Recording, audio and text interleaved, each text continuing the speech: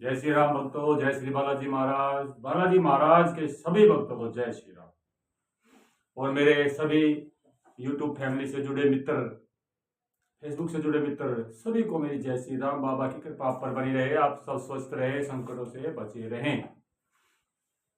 मित्रों, आज का जो वीडियो है वो है श्री बालाजी महाराज की यात्रा। हमारे बहुत से साथी हजारों लाखों बाबा के दर पर जाते हैं, लेकिन उनमें से बहुत से साथी ऐसे हैं जो नए हैं, कोई पहली बार जा रहा है, उन्हें ये नहीं पता होता कि हम बाबा के दर पर कैसे जाएं। तो आज जो मैं आपको बता रहा हूं, आज बता रहा हूं बाबा की संपूर्ण यात्रा, कि आप किस तरह से यात्रा करें बाबा की, और जो बाबा की यात्रा हम कर रहे हैं हमें किस तरीके से वो यात्रा करनी है, इसी के बारे में मैं आज आपको मित्रों बताने जा रहा हूं। वीडियो को पूरा देखेंगे तो आपको समझ में आएगी। देखिए मित्रों, बाबा के दर पर जाने से पहले, चाहे वो संकट वाला हो या वैसे आप बाबा के दर्शन करने जा रहे हैं या अन्य किसी मनोकामना के लिए जा रहे हैं, आप जैसे भी जा रहे हैं, बाबा के दर पर जाने से पहले आपको कम से कम 11 दिन पहले, मैं तो कह रहा हूं भैया 1 महीने पहले, अगर कोई नॉनवेज का सेवन करता है, देखिए बाबा के दर पर सभी तरह के आदमी जाते हैं, अच्छे भी हैं, बुरे भी हैं, भाई सात्विक भी हैं, नॉनवेज खाने वाले भी, सब जाते हैं। तो उन सभी से प्रार्थना है भाई कम से कम, वैसे तो 1 महीना पहले छोड़ दे, नहीं तो 11 दिन पहले आप नॉनवेज का सेवन बिल्कुल ना करें। मैं कह रहा हूं अपने घर में आप प्याज लहसुन का सेवन बंद कर दें, यहां से आपकी यात्रा शुरू होगी। इसके बाद जो भाई बाबा के दर पर किसी मनोकामना के लिए या अन्य दर्शन के लिए जा रहा है, बाबा के दर पर लगती है एक अर्जी। आप जिस तारीख को जा रहे हैं उस तारीख की बोल के श्री बालाजी महाराज को, और एक अर्जी अपने परिवार के सभी सदस्यों के सिर के ऊपर से 7 बार वार कर आप जहां घर में दिया बाती करते हैं वहां पर रख दे। अर्जी मित्रों 181 रुपए की है, ठीक है, 181। ये अर्जी आप अपने घर पर रख ले। और अगर आपको लगता है कि भाई हमारे घर में कोई नेगेटिव ऊर्जा है या किसी के ऊपर कोई संकट है, तो आप एक उतारा बालाजी महाराज का, जैसे हमने वीडियो है हमारे चैनल पर, आप देख लीजिए, आपको पता चल जाएगी कि आप एक उतारा बना के बालाजी महाराज का और संकटधारी के सिर के ऊपर से 7 बार घुमाएं, या आपके घर में लगता है एनर्जी है नेगेटिव कोई, तो पूरे घर में घुमाकर उसको भी आप अपने घर के मंदिर में रखिए। जिस तारीख को आप बाले जा रहे हैं दिन तय कर, और जब आप बाबा के दर पर जाएंगे तो ये सब चीजें अपने साथ लेकर जाए। ये हमारा दूसरा स्टेप हो जाता है मित्रों बाबा के दर पर। अब आप बालाजी महाराज के दर पर भाई गाड़ी में जा रहे हैं, रेल में, ट्रेन में जा रहे हैं, बस में जा रहे हैं, जब भी आप बालाजी महाराज के दर पर पहुंचते हैं, जैसे भी, बहुत से भाई ऐसे भाई एक ही दिन में वापस आते हैं, ठीक है, जो गाड़ी लेके जाते हैं, जो भी है, आप जिस भी समय बालाजी महाराज के दर पर पहुंचे, आप धर्मशाला में रुके, जहां भी आप रुकते हैं वहां पर अपना सामान रखकर सीधे बाबा के दर पर जाएं और उन्हें बताएं कि हम आपके दर पर आ गए। फिर आप उसी दिन या अगले दिन जो भी है स्नान आदि करके अर्जी जो एक 10 रुपए की मिलती है, लगती है, या दरख्वास्त, ठीक है, दरखास्त जो 10 रुपए की होती है, अर्जी मैंने जैसे बताया 181 की, अगर आप अपने घर से लेके जा रहे हैं मेरे बताए अनुसार, तो उसको नगद बालाजी महाराज के दर पर जब आप अंदर जाएंगे तो वहां पे दान पत्र रखे होते हैं, आप उसमें डाल दें, ठीक है। और नहीं तो आप वहां से अर्जी के रूप में मिलने वाला 151 रुपए का प्रसाद मिलता है मित्रों, आप वो ले सकते हैं, ठीक है। उतारा जो है अंदर नहीं जाता है बालाजी महाराज के दर पर, उसको बाहर ही ले लिया जाता है। इसी तरह अगर वहां पे कोई आप फूल माला खरीद रहे हैं, चोला खरीद रहे हैं, तो इसका खरीदने का कोई फायदा नहीं है, क्योंकि वो गेट के अंदर नहीं जाता आपका। अर्जी तो फिर भी अपने बाबा का नाम लेके बनाइए, लेकिन चोला ले लिया, फूल मालाएं ले लेते हो आप, वैसे ही पड़ी रहती है, वहां पर कोई अंदर नहीं जाता।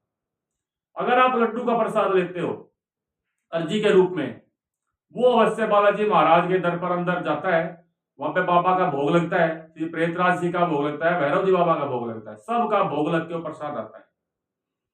बहुत से भाई क्या करते हैं, क्या लगभग करते हैं, उस प्रसाद को खाने की बजाय इधर उधर डाल देते हैं।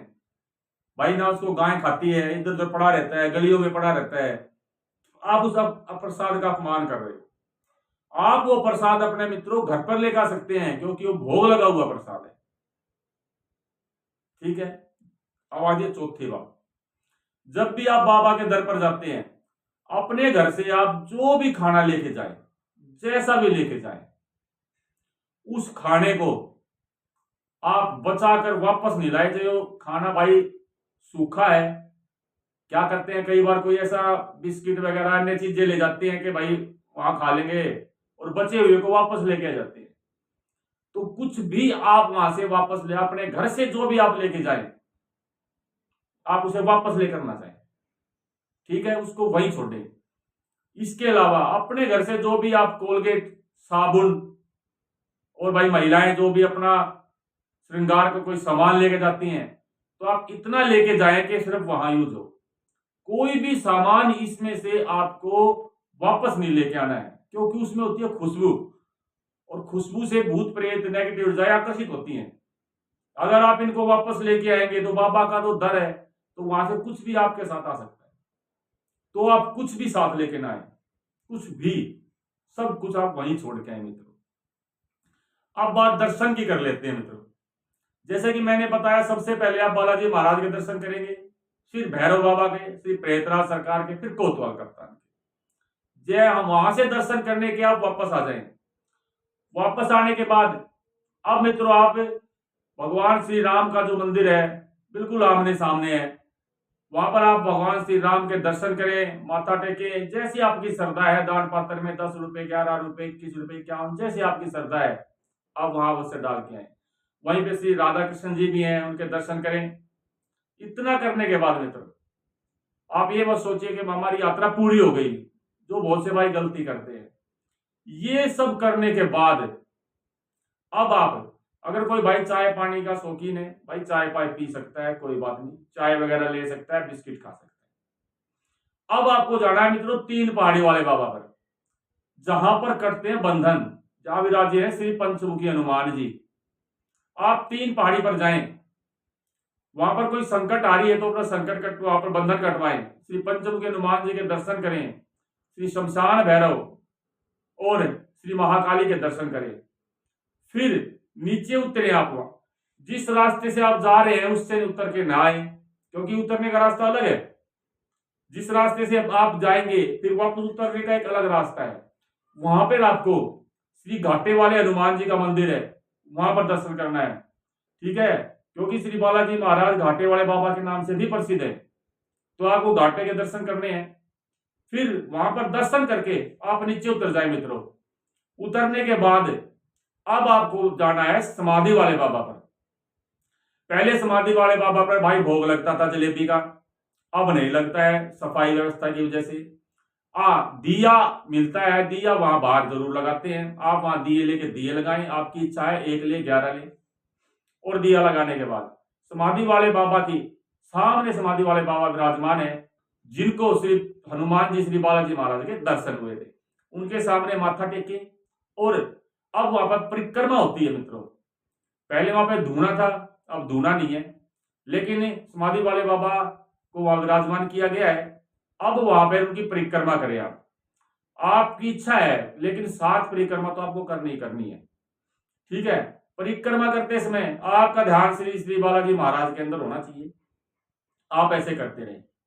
इस तरह से बालाजी महाराज की आप यात्रा करें। इसमें मैं एक बहुत छोटी सी बात, छोटी है लेकिन उसका मतलब बहुत बड़ा है, वो मैं बताने भूल गया। जब आप बालाजी महाराज का दर्शन कर रहे हैं तो कृपया लाइन में लगकर ही करें मित्रों, धोखा ना दें। आप ये ना सोचे कि भाई हमें कोई नहीं देख रहा, यहां निकल गए वहां निकल गए। धोखे से दर्शन करते हैं लोग। आप बालाजी महाराज के दर्शन करें लाइन में लगकर, लाइन में लग के दर्शन करें। हनुमान जी को, बाबा को सब पता है, ईमानदारी दिखाएं वहां पे आप अपनी, क्योंकि हनुमान जी नियम के देवता हैं। ठीक है, बहुत नियम में चलते हैं। और जब आप दर्शन कर रहे हैं, लाइन में खड़े हो रहे हैं, हमें 25 साल हो गए, हम भी देखते हैं लोग क्या करते हैं, एक दूसरे से बातें करते रहते हैं, और कुछ बातें करते थे, घर की बातें करेंगे, इधर उधर की बातें करेंगे। भाई आप दर्शन करने के लिए आए हो बालाजी महाराज के, अपना समय देकर, अपना पैसा लगाकर, तो उसका फायदा उठाओ। आप जब लाइन में खड़े हैं तो चुपचाप खड़े खड़े या तो सीताराम का जाप करें, श्री राम जय जय राम, या फिर आप हनुमान चालीसा का पाठ करें। अब आप ये देखो, अगर आपका दर्शन में नंबर 1 घंटे में आता है, 2 घंटे में आता है, तो आप 2 घंटे में कितने हनुमान चालीसा पढ़ दोगे? तो इसका क्या होगा, कितना फायदा होगा आपको। तो वहां पे इधर उधर की बातें ना करके आप दर्शन करें।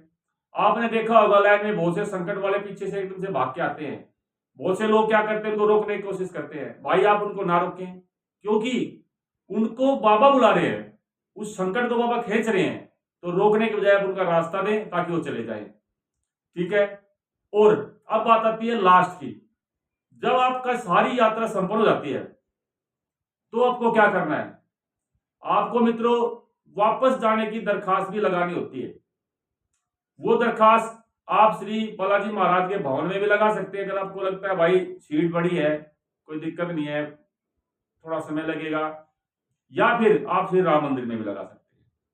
वहां पर दरखास्त लगाते समय आप हनुमान जी बालाजी महाराज से उससे प्रार्थना करें, हे बाबा आप हम जिस काम के लिए आए हैं कृपा करें हमारा काम संपन्न हो जाए, और अब हम अपने घर जा रहे हैं, कृपा करना आप हमें सुख शांति से खुशी खुशी अपने दर पर अवश्य बुलाना। चाहे आप हमें हर महीने बुलाओ, लेकिन बिल्कुल खुशी खुशी बुलाओ और जल्दी बुलाना।